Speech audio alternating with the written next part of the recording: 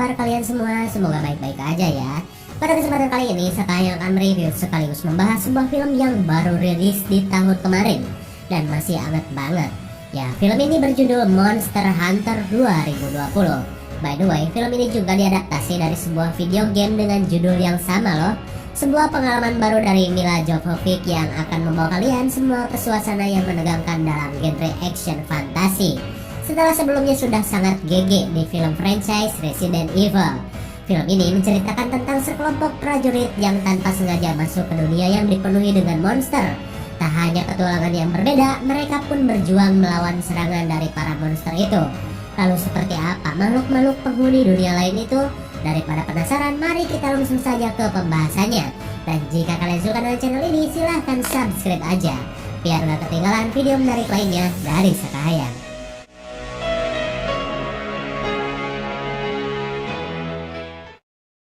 Film ini diawali oleh tulisan yang menjelaskan tentang adanya sebuah kehidupan di dunia lain yang tersembunyi tanpa kita sadari.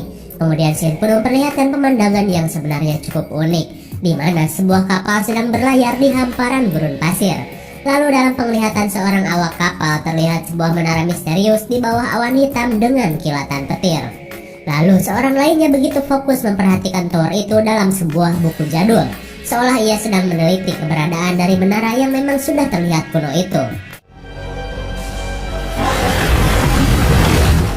Terlihat sesuatu yang besar membuntuti kapal mereka. Tak lama kemudian, saat semuanya mulai merasakan getaran yang berbeda,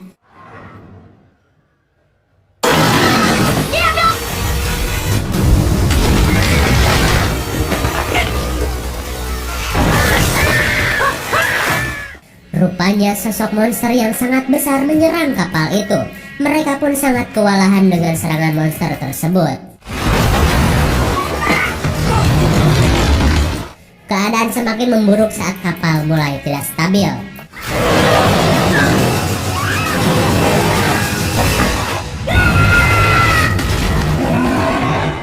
Terlihat seorang dari mereka terlempar keluar kapal, hingga akhirnya ia terpisah dari kawan-kawannya. Dan film Monster Hunter pun dimulai. Kemudian scene pun beralih ke dunia kita. Terlihat sebuah konvoi dari beberapa prajurit yang sedang melakukan misi pengintaian di daerah musuh. Lalu seorang yang bernama Letnan Natalie mendengar sebuah pesan suara dari tim lainnya. Terdengar tim itu sedang meminta bantuan ke markas karena sedang menghadapi badai yang sangat besar. Ditambah lagi serangan musuh mempersulit usaha mereka untuk menghindari badai itu. Tak lama kemudian Natalie mendapat laporan dari keberadaan tim tersebut. Tanpa berlama-lama mereka pun langsung capcus untuk menyusulnya. Saat sedang OTW, mereka melihat tugu bertuliskan tulisan aneh. Entah tanda atau apapun itu, mereka tetap melanjutkan perjalanannya. Singkat waktu, mereka telah sampai di tempat terakhir dari keberadaan tim tersebut. Tapi ternyata Natalie dan yang lain hanya menemukan jejak kendaraannya saja. Jelas keadaan ini membuat mereka pun kebingungan. Mana mungkin kendaraan berat bisa langsung lenyap begitu saja. Lalu tiba-tiba sebuah badai besar bergerak menuju ke arah mereka. Dengan segera mereka pun langsung berusaha menjauh dari badai tersebut.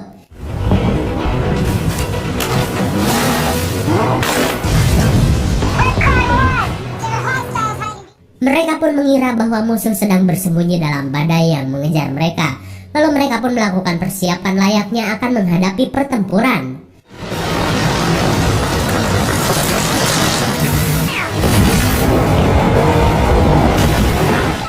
Kilatan petir yang aneh itu seolah mengincar mereka. Lalu tiba-tiba tugu yang mereka lihat di sepanjang perjalanan tadi menyala karena kilatan petir. Kemudian kilatan petir dengan awan membentuk lorong seperti sebuah portal di depan mereka.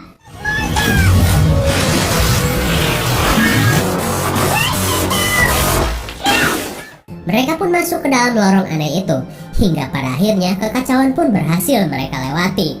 Dalam kondisi yang sudah ripuh karena goncangan badai, Natalie dan yang lain merasa kebingungan oleh suasana yang kini berbeda. Lalu dari kejauhan mereka melihat sebuah menara yang dikelilingi awan hitam dan petir. Padahal dalam peta tidak ada lokasi yang menunjukkan keberadaan menara itu. Natalie dan anggotanya pun semakin bingung dengan posisi mereka saat ini. Ditambah lagi GPS dan kompas sudah rusak akibat badai petir tadi. Kemudian seorang dari mereka menunjukkan sebuah pemandangan yang membuatnya penasaran.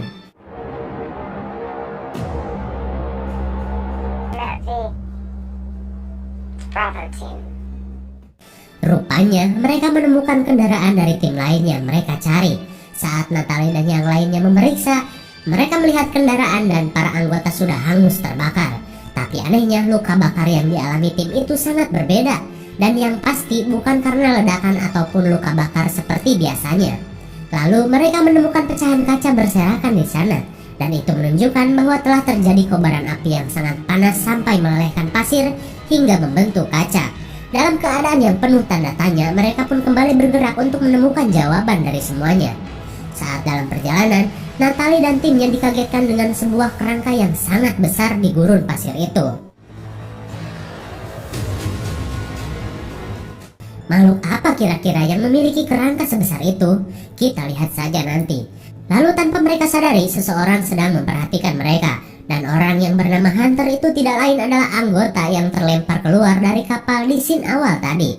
Lalu dengan segera Hunter itu berusaha memberi kode peringatan kepada mereka.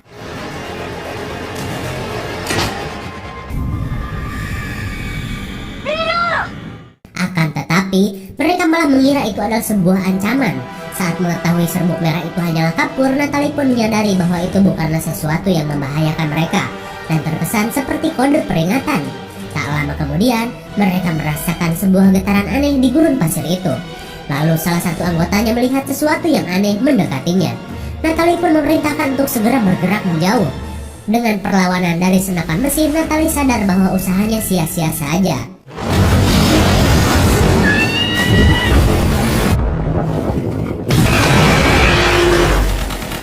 Makhluk besar itu membuat kendaraan mereka terguling.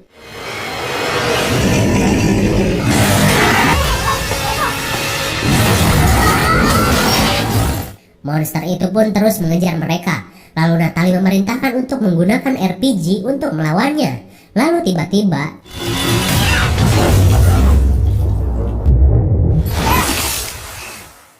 usaha meledakkan monster itu gagal.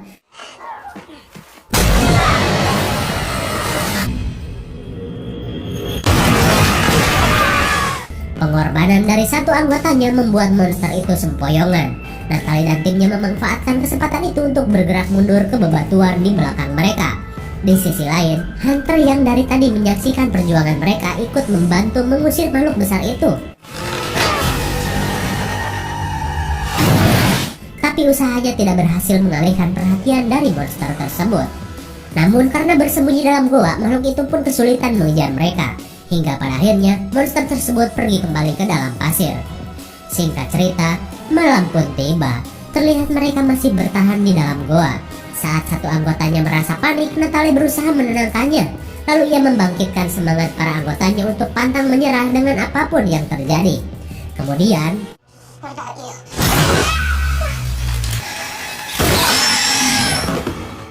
rupanya monster dengan jenis lain berhasil menyengat Natalie sampai lumpuh. Saat yang lain berusaha menolong Natalie, keadaan pun semakin riuh ketika monster penghuni goa menyerang mereka. Sementara itu, Hunter yang melihat kekacauan tersebut berusaha menolong mereka yang sangat kewalahan menghadapi makhluk-makhluk itu.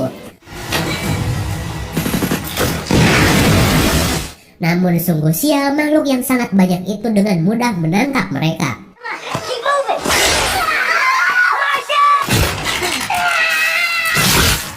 Satu lagi dari mereka pun akhirnya tewas.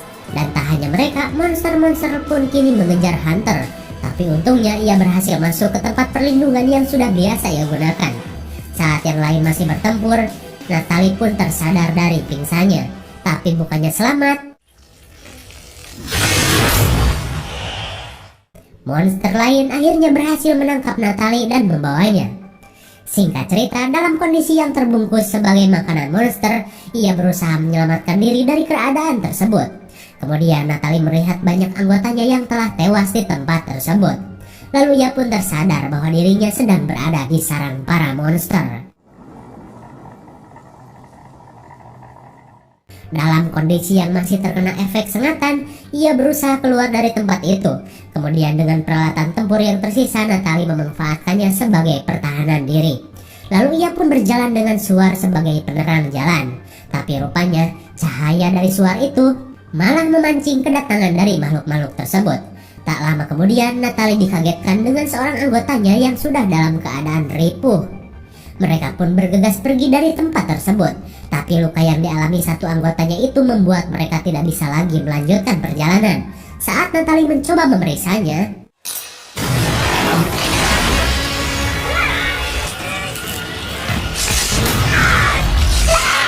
rupanya monster itu menjadikan manusia sebagai tempat penyimpanan telurnya. Tapi untung saja Natalie bisa melawan para monster dan melarikan diri.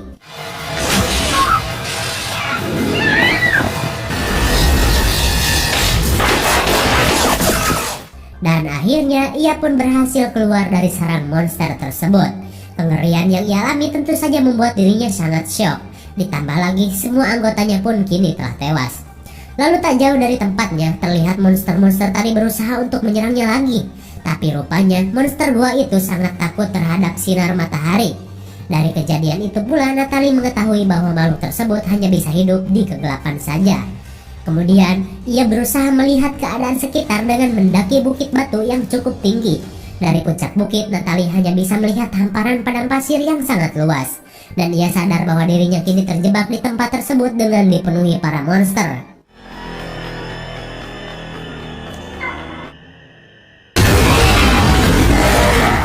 Satu gerakan saja monster itu pasti menerkam. Dengan perasaan seolah tidak ada harapan, Natalie menyusuri lembah di bukit itu. Lalu dari kejauhan Hunter terus saja memperhatikan tanpa mendekatinya. Natalie pun menyadari bahwa dirinya sedang diawasi. Saat ia berada di tempat kapal-kapal yang rusak, terlihat ia begitu kehausan. Natalie pun berusaha memasuki kapal darat yang sudah rusak itu.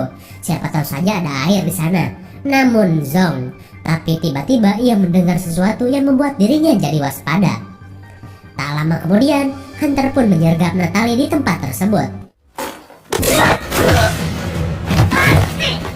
Sebenarnya terjadi kesalahpahaman di antara mereka. Apalagi Natalie, ia mengira bahwa orang yang selalu mengawasinya itu adalah sebuah ancaman.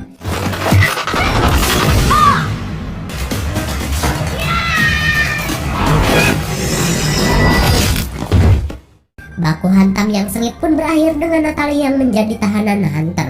Kemudian Hunter membawa Natalie ke tempat persembunyiannya, karena ia tahu monster goa akan keluar saat malam hari, di mana pada waktu itu waktu memang sudah maghrib. Saat berada di dalam ruangan, mereka bisa mengetahui bahwa monster-monster itu mengintainya dari luar. Saat Hunter sedang lengah, Natalie pun menggunakan kesempatan itu untuk membuka ikatannya. Karena memang keduanya berbeda bahasa, mereka jadi kesulitan untuk berkomunikasi, hingga menyebabkan kesalahpahaman itu terus berlangsung. Di keesokan harinya, Hunter melihat keadaan dari luar goa. Ia pun bisa melihat monster pasir yang sedang asik berpatroli. Saat ia kembali ke dalam goa,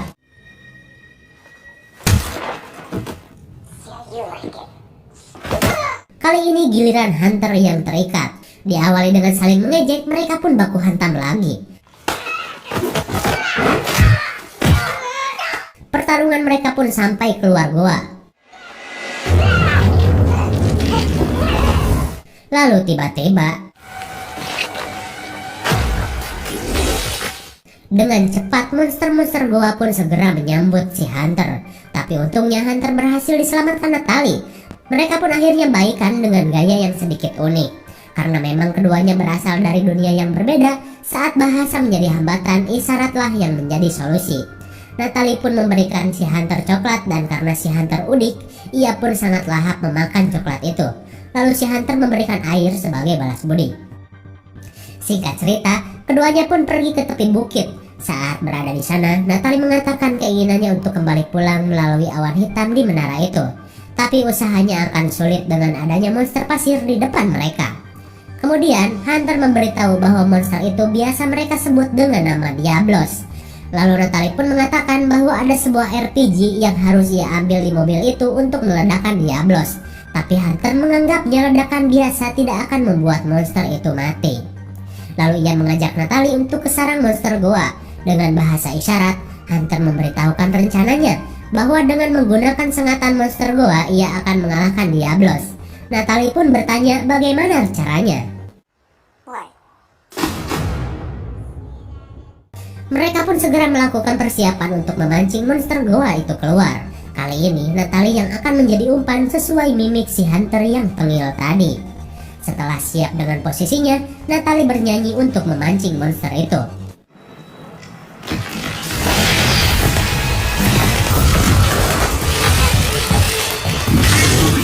Natalie pun berlari memancing monster itu ke jebakan yang sudah mereka siapkan. Saat monster sudah masuk jebakan,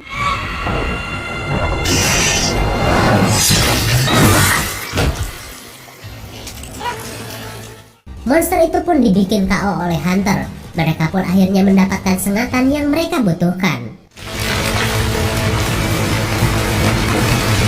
Singkat cerita, mereka pun kembali ke tempat persembunyiannya. Mereka yang sudah mulai merasa akrab berusaha saling mengenal di tengah kesulitan mereka untuk mengobrol. Kemudian dari obrolannya itu, Natalie mengetahui bahwa keluarga hunter telah meninggal karena monster yang bernama Rathalos.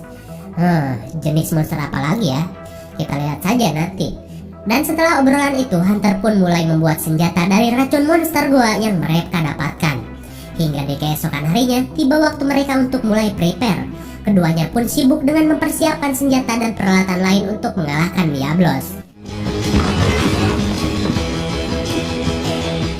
Dan tak hanya itu, hunter pun melatih Natalie dengan senjata-senjata yang biasa ia gunakan ketika melawan para monster. Saat semuanya sudah siap, mereka pun mulai beraksi.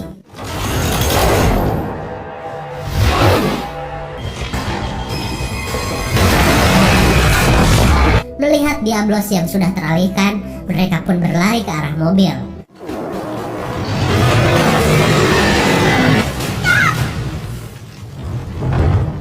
Rupanya makhluk itu hanya mendengar sesuatu yang bergerak saja.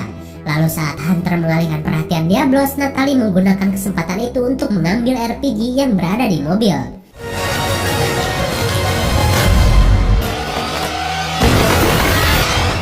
Akhirnya, hunter dan Diablos kini by one 1 lawan 1.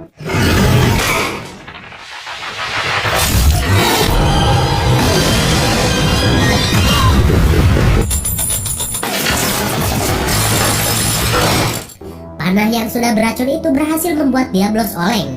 Natalie pun bergegas mengambil RPG untuk melawannya. Tapi ternyata ledakan itu seolah tidak berarti apa-apa.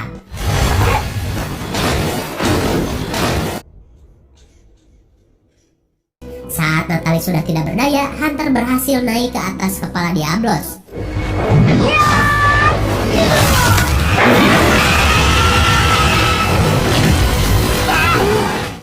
Akhirnya Diablos si monster pasir berhasil dikalahkan. Sementara itu, hunter yang tadi terlempar kini dalam keadaan tidak sadarkan diri. Lalu dengan kulit dari monster, akhirnya Natalie membawa hunter pergi menjauh dari tempat tersebut.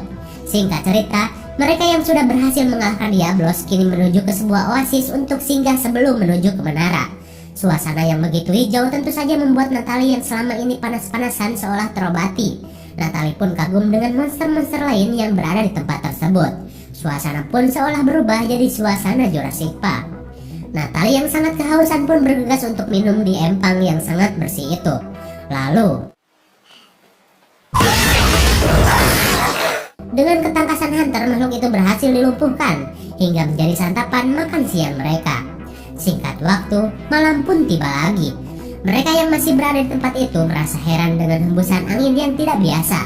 Saat keduanya memeriksa keadaan sekitar, hunter mengetahui bahwa itu adalah Rathalos. Lalu tiba-tiba,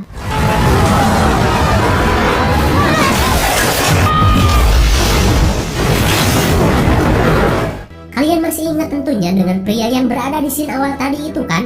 Kemudian ia berusaha melindungi Natalie dari monster-monster yang sedang panik. Lalu hunter yang berlari menyelamatkan diri akhirnya terpojok.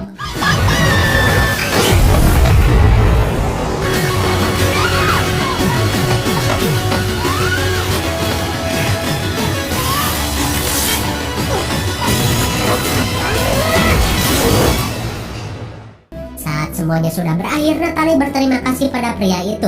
Natalie pun kaget saat mengetahui pria itu mengerti apa yang diucapkannya. Dan pria itu malah memberi jawaban yang kurang ramah. Lalu tiba-tiba, thank me yet. Singkat cerita, Natalie yang tadi pingsan akhirnya tersadar dan mendapati dirinya kini ditahan teman-teman Hunter. Terlihat Hunter tidak bisa berbuat banyak dan berusaha menemui bosnya hingga pada akhirnya Natalie pun dibawa ke tempat si bos. Kemudian Natalie mempertanyakan kenapa dirinya bisa sampai ke tempat ini. Lalu si bos pun mengatakan bahwa jawaban dari semua pertanyaan Natalie ada pada Menara Langit, di mana bangunan itu adalah sisa peninggalan kuno yang sangat canggih dan berbahaya dan digunakan orang-orang pada zaman dulu untuk menyeberangi dua dunia. Kemudian si bos pun menjelaskan tentang misinya yang sebenarnya adalah untuk mencegah agar tidak ada lagi orang yang bisa masuk ke dunia monster, begitu pula sebaliknya. Lalu si bos pun memberitahu bahwa masyarakat kuno menjaga menara itu dengan monster Rathalos si naga api. Si bos pun akhirnya meminta bantuan Natalie untuk ikut bertempur melawan makhluk itu. Jika misinya berhasil, mereka berjanji akan membantu Natalie untuk pulang. Dan tentu saja tawaran dari si bos disetujui Natalie. Di keesokan harinya, mereka pun akhirnya berangkat menuju menara itu. Pemandangan ekstrim dan berbahaya mereka lalui. Hingga saat malam tiba, mereka akhirnya sampai di menara tersebut. Dari kilat yang menyambar menara, mereka bisa melihat sebuah portal yang tidak stabil terbentuk. Kemudian mereka menemukan sebuah tanda keberadaan Rathalos dari kaca-kaca yang berserakan. Lalu mereka pun mulai mempersiapkan diri untuk melawan Rathalos. Dan saat semua merasakan kedatangan monster itu,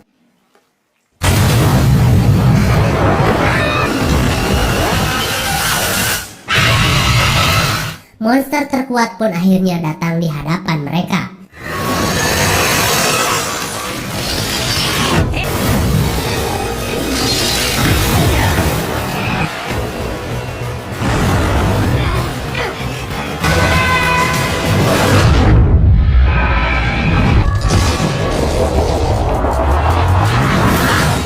Saat pertempuran berlangsung, sebuah portal besar mulai terbentuk.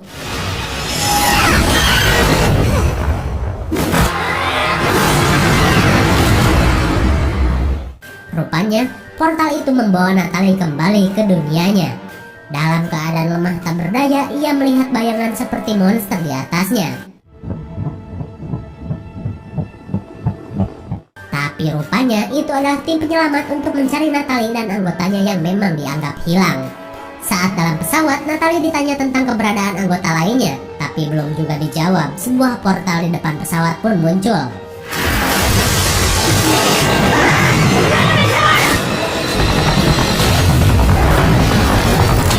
Dari portal itu, Rathalos pun kini mendatangi dunia manusia. Pertempuran tidak seimbang pun terjadi.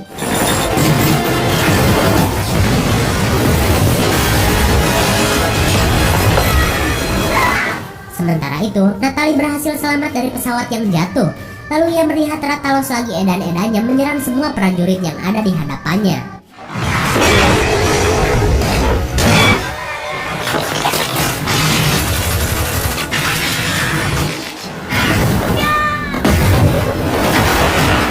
Natalie yang tidak bisa cuma diam mencari sesuatu untuk dijadikan senjata melawan makhluk itu.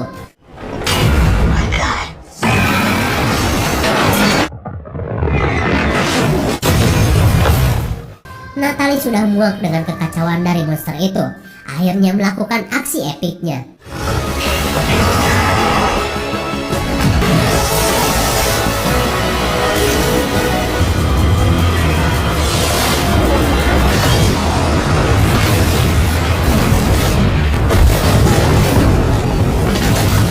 Tapi tidak semudah itu. Monster itu rupanya belum mati seperti yang kita harapkan. Saat Natalie sudah tidak berdaya,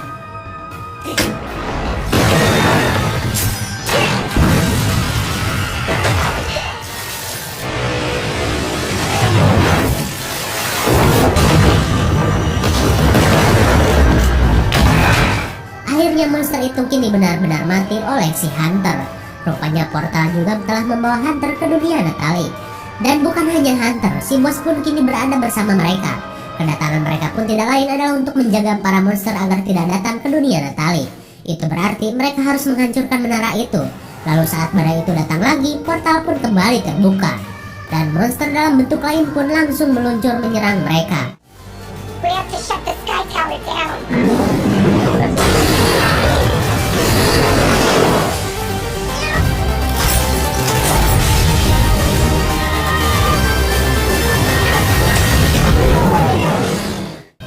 film Monster Hunter pun sudah berakhir.